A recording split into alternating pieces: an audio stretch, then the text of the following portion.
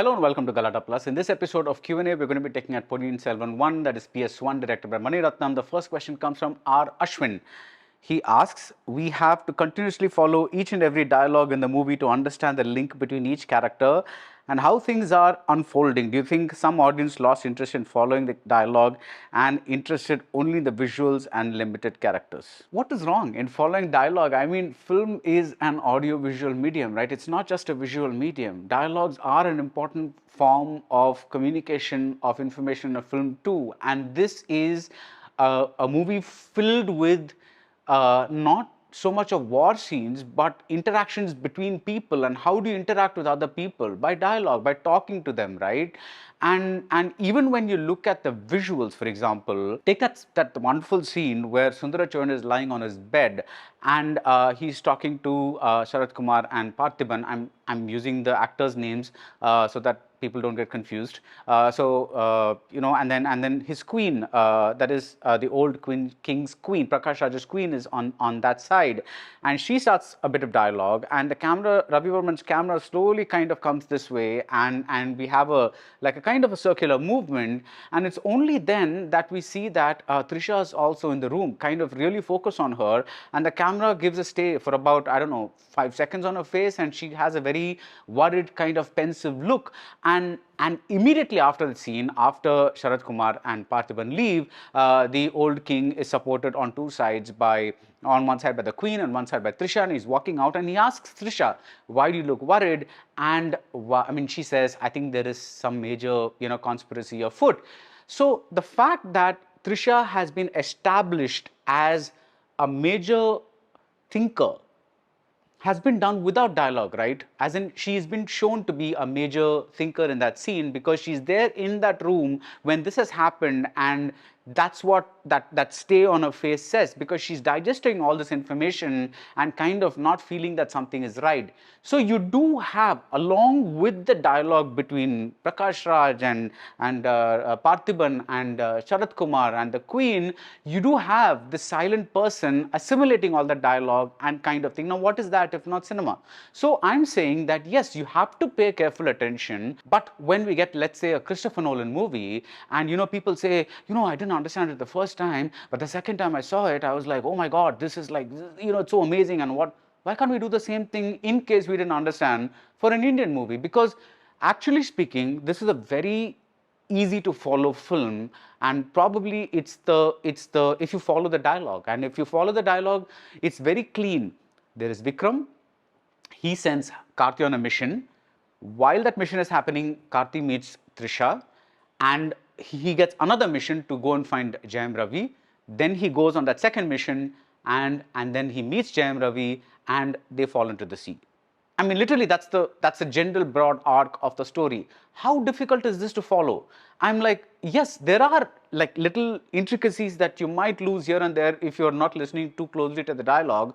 But this is the easiest, the most elegant simplification of a complex novel that you can find. And to find people saying that they can't follow the dialogue, I just don't get it. So I'm saying that yes, the dialogues are there for you to follow. That's why people speak. I mean, if you are listening to me now, it's because you're listening to me speak. So this is an audio-visual medium. And I'm saying treat it as one. And if you're saying, I want a movie with minimal characters, yes, maybe Pungurli could have been chopped off, but why? She adds a presence to the second half of the movie, and you don't know how she's going to be used in the PS part 2. So I'm saying, following something with dialogue, or rather following a film with attention, is not such a bad thing. And I think we should learn to do that if you're kind of we want to take cinema seriously. Nona Prince asks a kind of continuation of the same question. He says, is it the audience's job to do homework regarding the history and the novel before watching a film like this, or the film needs to make them clearly understand the world and its characters without assuming they know anything? No, it is not the audience's job to kind of do a crash course on anything. It's the film's duty to give all this information. But as I just said, because the names are a little daunting for people who don't know the novel, maybe it's not such a bad idea to kind of, just get a brief like summary from, there's so many places on Wikipedia and other things that are giving you the thing. Now, I'll give an example of Lord of the Rings, right?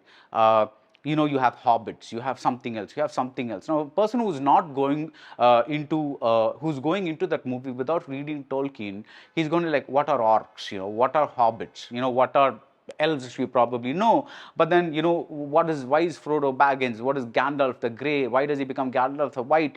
All these things are highly compressed in that movie, and you have a movie that has as much dialogue as visuals.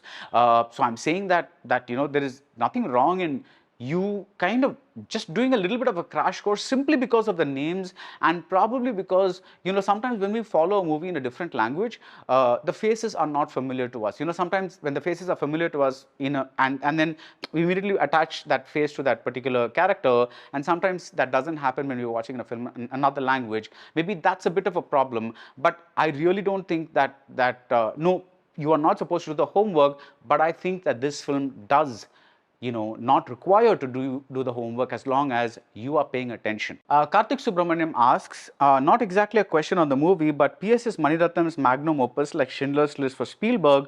Will Mani's filmmaker post PS change? I think Mani's filmmaking has been changing constantly from the beginning. I don't think this is any stop point in his filmmaking, because one of the things that he's been doing, whether his films are hits or flops or average performers, he's always been pushing the audience and pushing himself within the mainstream format.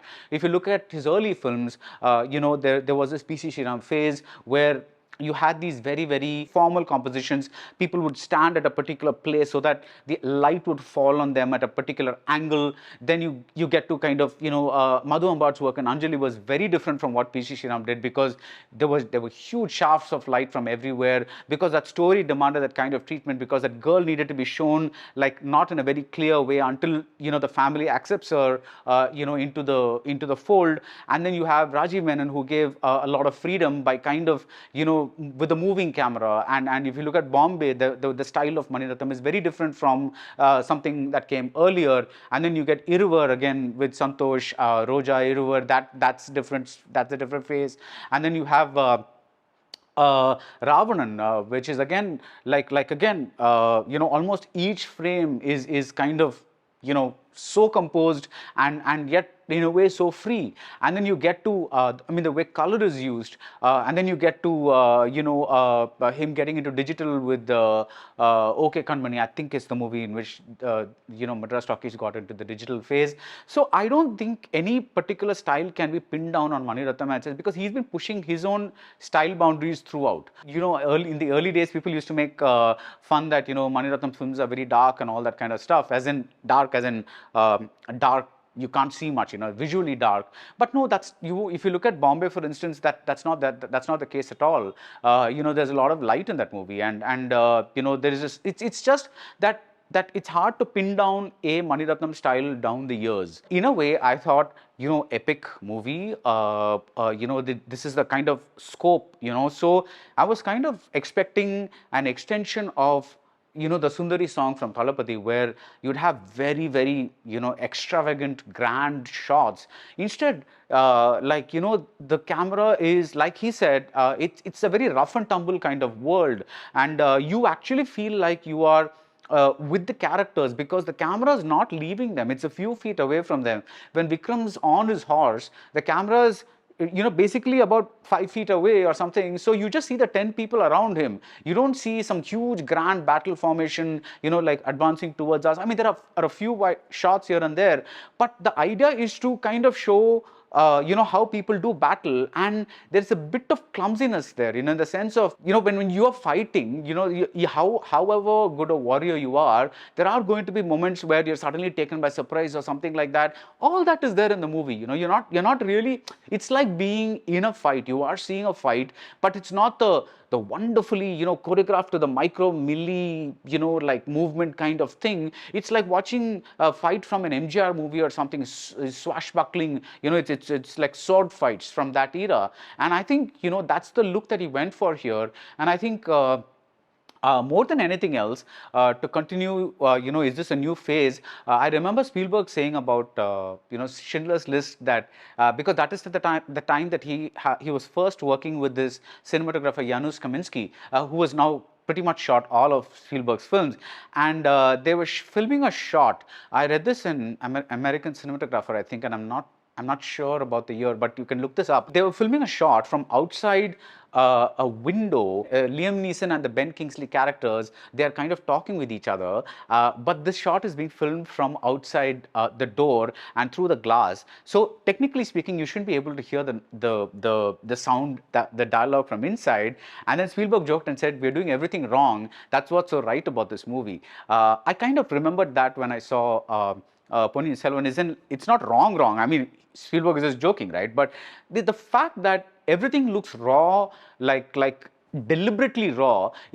Inside the palace, you have this very composed kind of style, and outside the palace, you have this very like I'm among the people, with the people kind of style. And even inside the palace, you have this kind of this on the boat or whatever it is. When you're stepping outside on the boat, you have this kind of camera at these places where you register another person in the frame, like Vanati is behind, the Shobita character is behind Karthi when he's meeting Trisha. You register her presence. So there's everywhere you feel like you're in the middle of something, you don't feel like you're outside.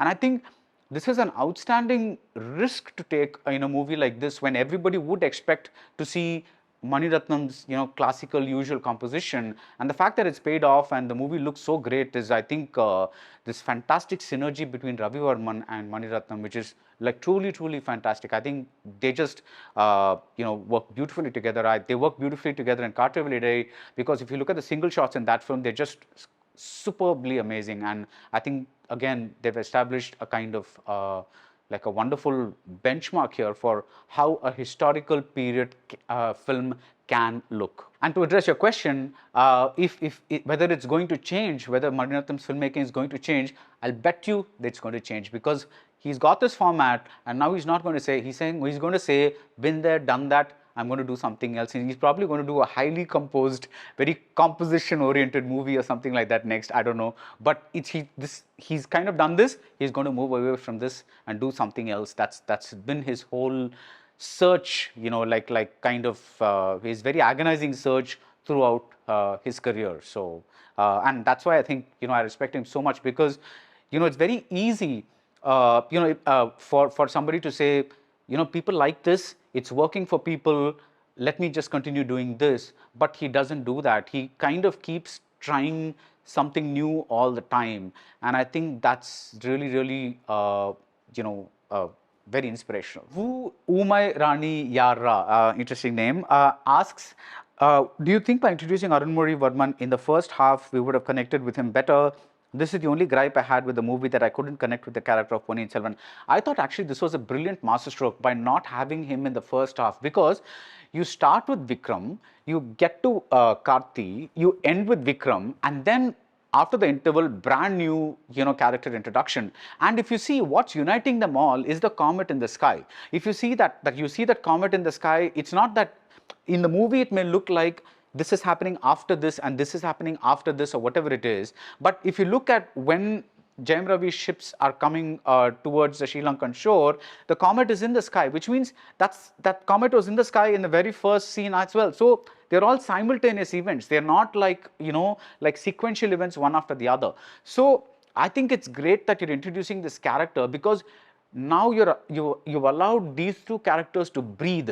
That is, Karthi character bookended in front and back by the Vikram character in the first half, and then you get to the second half where you're introducing Jayamravi character, and then you're getting Karthi with Jayamravi, those interactions, before ending the movie with Vikram again. I thought this is a very clean way to go. And this is kind of what happens in the book also, because if you look at it, the character of Jayamravi actually is around whom the whole thing is centered. So we have to digest who's plotting, what is being, doing all these things, and then get to the character on whom all this is being plotted. If you introduce Jayamravi very early on, just because you want 3 hero introductions, then that's going to be like before you know who the characters on whom on all this is being planned, you kind of there's too much space that is being allotted to battles and other things, whereas this way it's clean. You finish your interval where you're given all the information you're needed, and then you start with the new chapter in Lanka. Arva16 asks, what is Manisha's reply on certain people that comparing it with Bahubali? Obviously, the high and low ends can only be done for fantasy movie. My question is referring to the making, the similarities and differences with the difficulties. No, I don't think this is true. I think if Maniratnam had wanted, he could have made this into some super electricity charged movie as well. There's nothing saying that a movie should be made only in one particular style. Just because Kalki wrote it in that particular, like a kind of a poetic prose style, it doesn't mean that the movie has to be in the same way. There are plenty of examples of films that deviate from the source material in terms of style, but he wanted to honor Kalki and keep it muted, and that has also been Maniratnam's sensibility, like from the first. He's never been a very, like in your face kind of director, and not that that's wrong again, but he's always been like somebody who kind of lets people kind of I'll give you this example of major emotional moment in Kannathil Muthamittal, where the Kirtana character, as a little girl, she's kind of run away from home. She's been found in a police station, and Madhavan and Simran and Madhavan's sister and her husband, they all rush in a car to the police station, and Simran kind of reaches there first, because this is a movie about the mother mainly, right? About who's the real mother. So Simran reaches there first. She's standing there silent, and Kirtana is here, and you see the focus on Simran and you see the focus on Kirtana.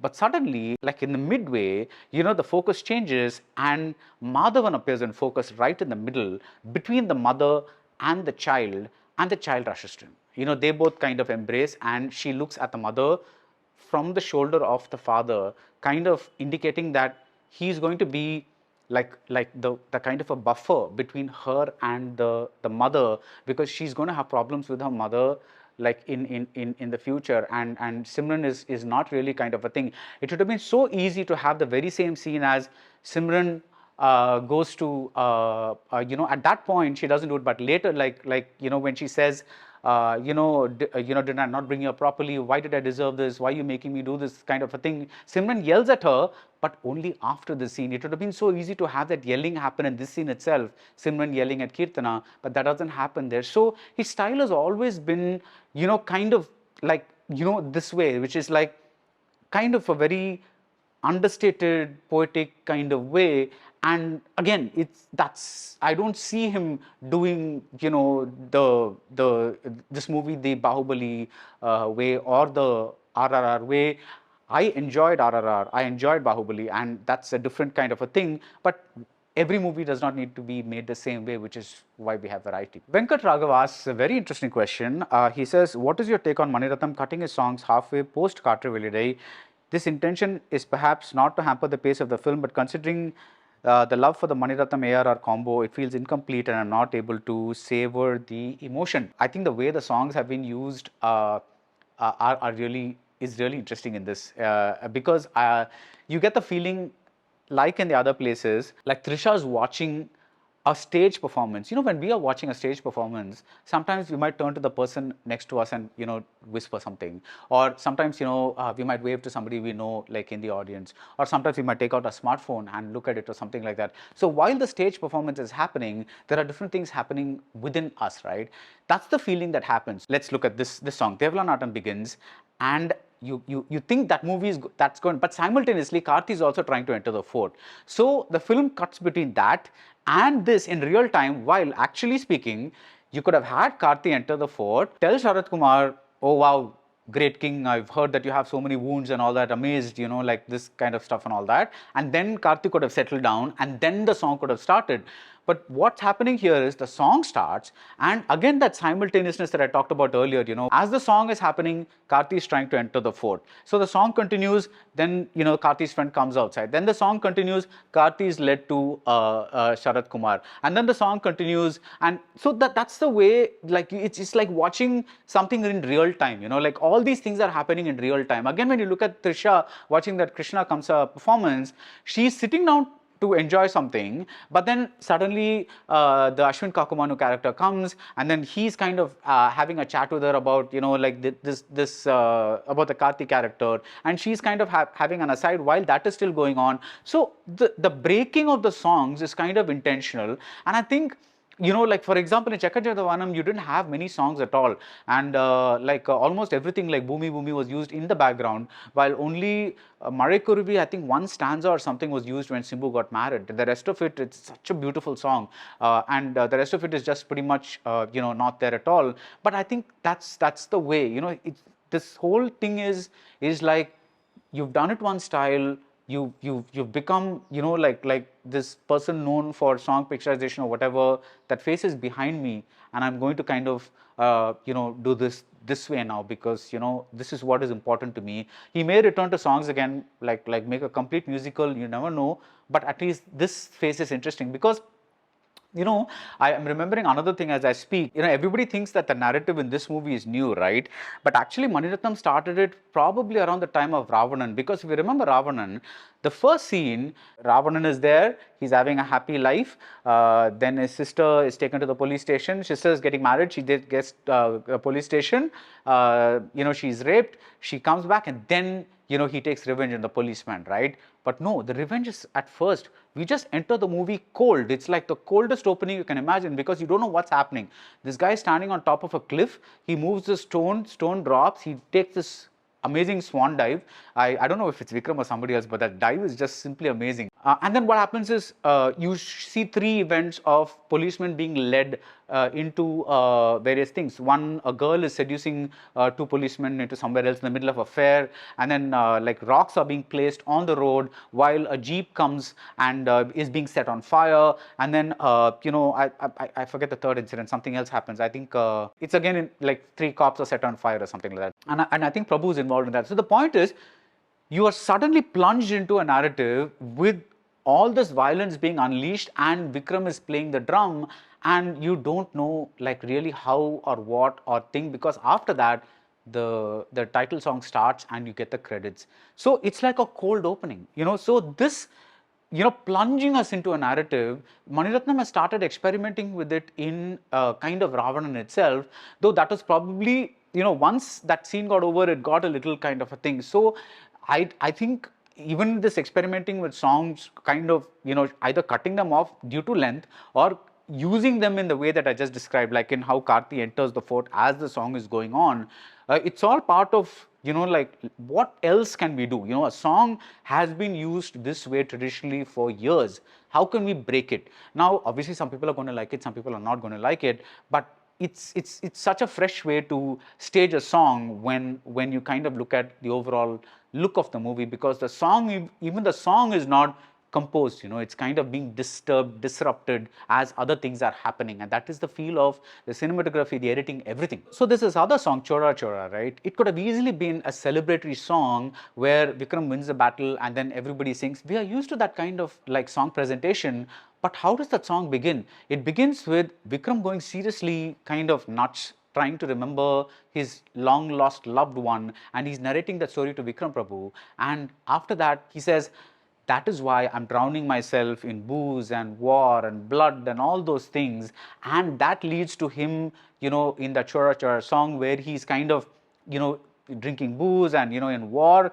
And okay, that could have still been a good transition. But again, that flow is broken when you see Vikram actually remember the event of him beheading, you know, the Nasir character who's going to come back in the second part. So again, the flow of that song, or what a song is, or how a song should be used, is so like turned on its head, because, you know, you're using the song which is a celebratory song, but Vikram is actually, if you hear again the mix, I don't know, there's this huge thing about the sound mix, but you can hear Vikram screaming the lines over the Rahman composition. He's screaming the lines in his own voice over the Rahman composition where everybody's singing.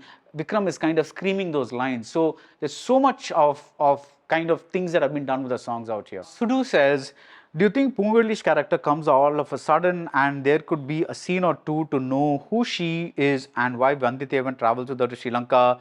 Somewhere I felt people who didn't read the book might have missed on how good this part in the novel is. No, because Trisha says, I want you to go to Lanka and find, my brother.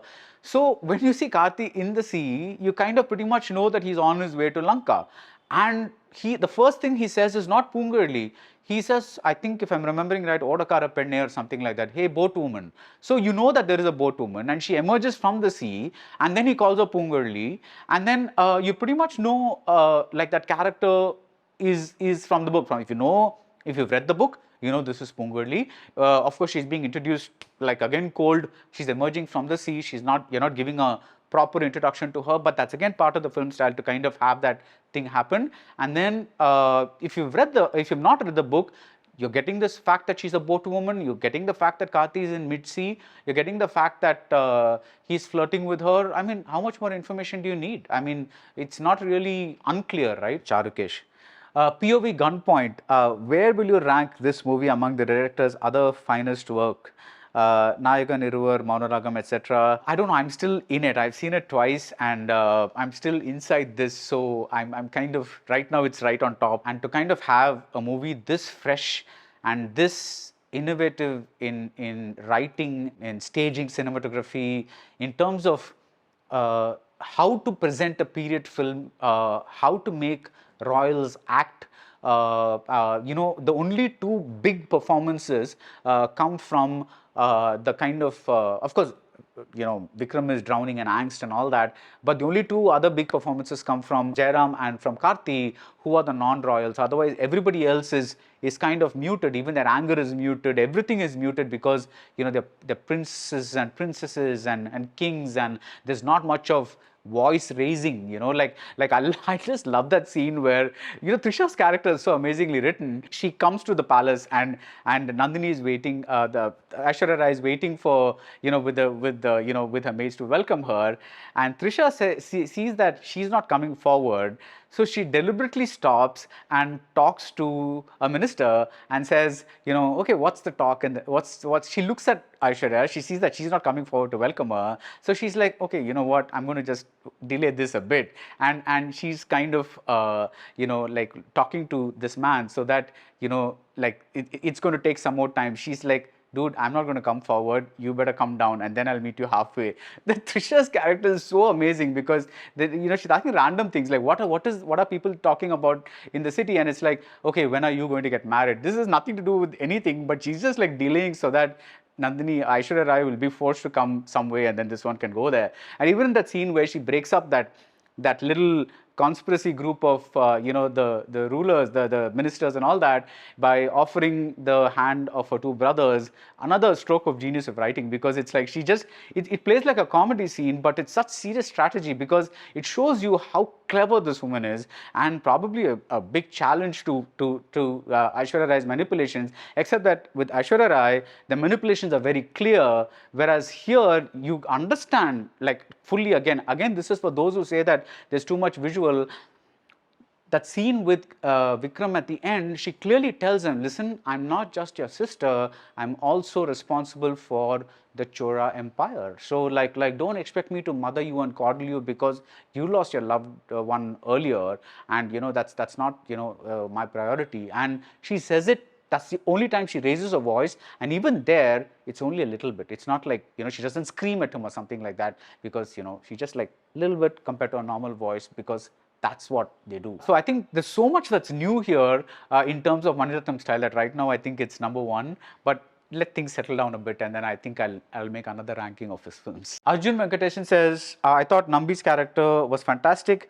Jairam transformed body and mannerism into the exact character that I created in my head when I read the book, but he's underappreciated by all reviewers. I think it's just basically the fact that everyone pretty much gave a great performance, and he was a standout. Jairam was simply fantastic. It just became a question of length or whatever it is, but review length or whatever it is. But I think his performance is just so, it's comic, and it's like at the same time, when Jayamravi says, is there anything you don't know? You also know he's the spy and all that kind of stuff. So I think, yeah, I think he registers. It's just that I think with so many things to cover in the movie, maybe he got like short shrift in terms of thing. But for the record, Jairam is fantastic here. Ashwin Kumar says, do you think the grandeur of the film, the scale of the setting and the star cast deserve some individual character high points?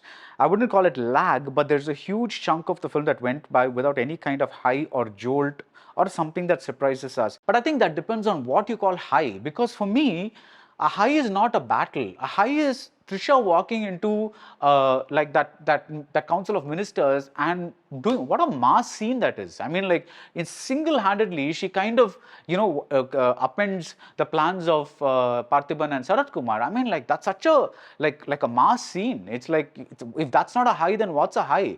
It's like it doesn't have to be that's what I'm saying. You have to listen to the dialogue or follow the story and read the subtitles or whatever it is that you do, because this film is full. It flows really, really fast. There is like, if there is a lag, I think it's because, I mean, again, no judgment, but I think it's probably because you want a film to be fast paced in terms of action and not necessarily in terms of visuals or dramatic conflicts. So maybe that's the standard that you have. Again, I'll bring back Christopher Nolan's example. I think if you see this film a second time, you'll really kind of understand that, because anything that is new to us, the first time it hits us, it's like, it seems a little disorienting, but the second time you watch it, knowing the format, the pattern, everything like that, I think it's going to be you're going to register what really happened, at least I hope. Shyamalan says, what's your take on Ravi Varman's cinematography? What do you think about director's thinking process on hiring Ravi Varman instead of Santosh Sivan, who's an experienced hand when it comes to historical period films and a very frequent collaborator of the director?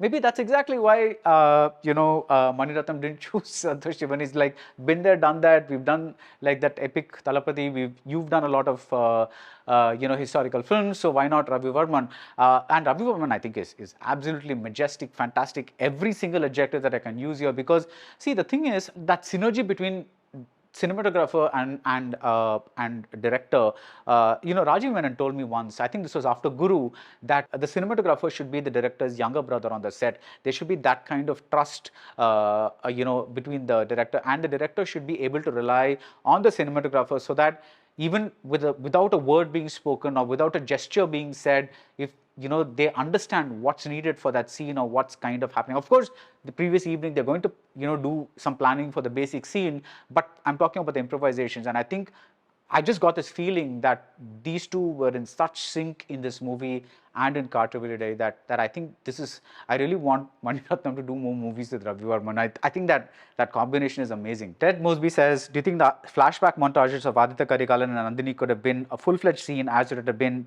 it would have made us feel the thing better than Vikram's dialogues? Actually, no, because I think when you see a scene, it exists in the past. When you see Vikram even now repeating those dialogues, it means that after all these years, it's still bugging him. So I think there's a huge difference, first of all, in the dramatic context. That scene exists in the past. When you see Vikram's dialogues, it means he has not forgotten. So the two cannot be compared. But secondly, the part by part, like first you see Vikram approaching the cottage, he opens the door shuts on him. Then little while later, the door opens again. And then little while later, you see him like Aishwarya Rai turns, she comes, don't kill him, she begs him, whatever. And then you see a very weird scene. You don't actually see a beheading, you kind of see blood splashing and things like that. So you're kind of, that fragmentary way in which it exists in his mind. Remember, how we remember memories, right? It's like comes in fragments as opposed to entire like start camera, end camera kind of scenes, but it exists in fragments. I thought that was beautifully done, because this man's mind is not really like quite all there. He doesn't have all his lights on, because he's not forgotten Nandini. He's kind of, always, using her as an excuse to drown himself in booze and this and that and all that kind of stuff. So if you show a clean scene, that would mean that this man's mind is remembering that scene as a whole thing, whereas in fragments, you kind of get a thing of his own mind, and I think that's really how I see it. Abhishek Tirumugam says, many are saying war scenes are not up to the mark, but I felt they are so real, and the film dictates a new way how to shoot a war scene. Realistical tone, what is your take on this? I feel for me they worked. The low keyness of the choreography worked. Like that Spielberg example that I showed, like I said before, that imperfectness worked, because otherwise you see such crisply choreographed moves that you're kind of think here you see like it's as if things are being improvised as they are kind of a thing, like that scene where Jayamravi picks up a spear and then he puts it through the bodies of one man and then second man, like that same spear goes through two men. It doesn't look like something like he did 5 moves in advance. It's like he did it right then, and I think that's really kind of interesting. See, the epicness is in the shot of the ships appearing and all that kind of stuff, but once they land, the war is as seen through like a smaller kind of way. Now, is this should the war have been more epic? I don't know, because for me everything is one of a like it's very organic that the war scenes are shot in this muted way, because like I said, everything in this film is not done the way it is usually done. It is done in a kind of a different way to keep you close to the characters, to keep you close to the battle, to keep you inside the battle. So there are no great cinematic set pieces in terms of the war scenes, and I think that's what's interesting about this movie, right? Because otherwise you're pretty much seeing what you've seen in other films as well. Nitesh Bharadwaj says, in today's times of the Bahubalis and RRRs, do you think Maniratnam made the right decision in telling this narrative in a slow-paced and character-driven way, which worked big time with Tamil audience and money fans, but not much with pan-India? See, I don't know. See, the movie is a gigantic hit. So it's like, no movie is going to be accepted at this level if at some basic level it does not connect with a lot of people. And I don't think people are just going to watch it because, oh, Kalki wrote a great novel. It's also because Maniratnam made a very good film. There's something about it that's appealing to them. Otherwise, I don't see people sitting through a narrative where, you have a different kind of Tamil than is spoken in generally on screen, Raja Rani kind of story and all that kind of stuff, because it is not a mythical story like Bahubali or RRR. This is a kind of a court, like palace intrigue, spies, that kind of story. It's not really like a huge, a simple good versus evil story. It's like almost like current day politics, where you jump parties and then you try to form an alliance with somebody else, and then somebody else is out there watching what's happening, and it's like that. So to kind of make that story, I don't think it should have been fast paced, or it could have been fast paced. I think this was the right decision, and I think the fact that the movie is doing so well also, I don't think you can plan for movies to become, a success. You can't plan for a song to become a blockbuster hit song. You can't plan for any kind of, thing to happen in terms of art, because what is ultimately accepted by the audience is up to them. What you can do is do the best that you can. Try to do what you want to do, and do that is basically focus your attention on the process rather than the end result. Because even if, let's say, Maniratnam had made the decision to make this a fast-paced movie, right? There's no guarantee that this would have worked. The fact that it has worked like this also means that there are some people who are kind of finding a certain kind of satisfaction in this kind of storytelling. So rather than say, should somebody have done that, which actually has no guarantee at all, because anything that you do can either fail or succeed, I'm just saying, this is the method that you chose, and ultimately it's been accepted by the core population that the film targets, and it's also going to do pretty good business in other centers, is what people in the trade tell me, even if not like certain blockbuster business, but it's going to really cover the investments and get back some money. At some point, I think we've got to stop comparing money and start talking about cinema, because it's like all the headlines that I've been hearing about the last there's so much of cinematic innovation here, so much to talk about cinema here. I'm saying, even if you did not like this movie, there is so much to discuss about this movie. But why are we always talking about, this has crossed Beast, this has not crossed something else, this has crossed Valime, this has, done, this is among the top 100 crore grossers, it is among the top. Who? Is that money coming to us? No. It's like, it's something that has to do with producers and distributors. Why do we care? I mean, what we want is a film And that's what we should be talking about. And instead we get into this whole pan India, whether it works here, whether it works there. I mean, like, why? Dr. Kamal says, why are all the characters written very badly and poorly? I felt disgusted with Aishwarya Rai's character Nandini. I felt empty and no emotional connection through the movie. I completely disagree. I think all the characters are written beautifully. It's just that the way Aishwarya acts with her eyes and with her, notice the scene where she kind of, Sarath Kumar is really angry and marches into a room, and she quietly comes out and turns her back to him and says, asks him to remove the necklace, and she's already kind of, that scene, she's already overpowered him with her beauty, and then she offers the suggestion of like what should be done, which is like this Vikram and Jayamravi character should not be allowed to meet. So that character has been written beautifully. If you notice it, every little interaction of hers reveals, that is what happens, every character gets 3 or 4 juicy scenes where you see some core character trait that has been exposed. Like in Aishwarya's scene with Karthi, you see, the first scene, you see how she manipulates people with her beauty, and she knows, especially when she knows that the other person is going to be a sucker for her beauty. In Aishwarya's scene with Sarath Kumar, you see how she is influencing the politics of what this person is doing. In Aishwarya's scene with Trisha, you kind of see this kind of what you will know later, like which is kind of, at least people who read the book kind of know that there is some animosity between them, because there is this kind of looks being passed which are so polite. She's like, the second scene where Trisha enters the room without permission, she's like, if you told me, we would have welcomed you better or something like that. And it's actually like, she's really burning inside, but she's so calm in the exterior. She's not letting her emotions burst out. She's like, everything is boiling inside. I really think every character is kind of, the only part where she's like hugely dramatic is when she falls at Vikram's feet and says, please don't kill this man. And that's because that's in the past, because that has hardened her, and kind of, that was when she was still kind of innocent and letting go of all of her emotions. And whereas now she's kind of in control, and she knows how to play people and play with people. Because even when Ravidasan keeps that knife on her throat and threatens her and says, well, I thought you were going to, avenge the Pandyas. What are you doing?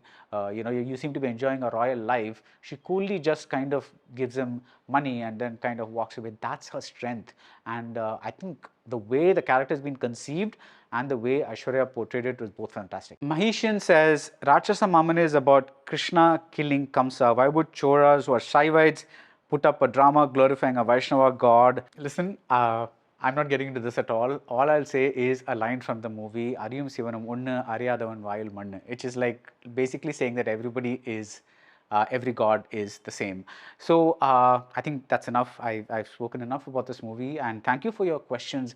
And it's been when you've been following a director and his career for a long time, I think it's really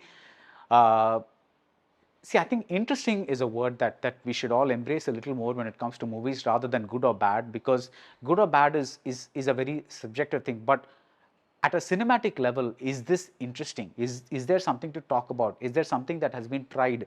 Is there something new here? What have they done? How has this been handled? How has the music been handled? How are the scenes cut? How is the cinematography doing that? I mean, like the trolley shot that I talked about with Trisha, like there are so many things here that are interesting from a period film point of view. So I think that's what we should talk about, rather than how many crores this made and how many crores it didn't make, and whether it's going to be the #1 Tamil movie or whatever it is. A director who's nearing the 40th year of his career has delivered a huge, monstrous, gigantic blockbuster, and I think and with a risky film with a period kind of thing, and doing very unexpected things with the movie, and I think that is cause enough to celebrate Ponniyin Selvan Part 1. So thank you for the questions, and see you soon in the next Q&A.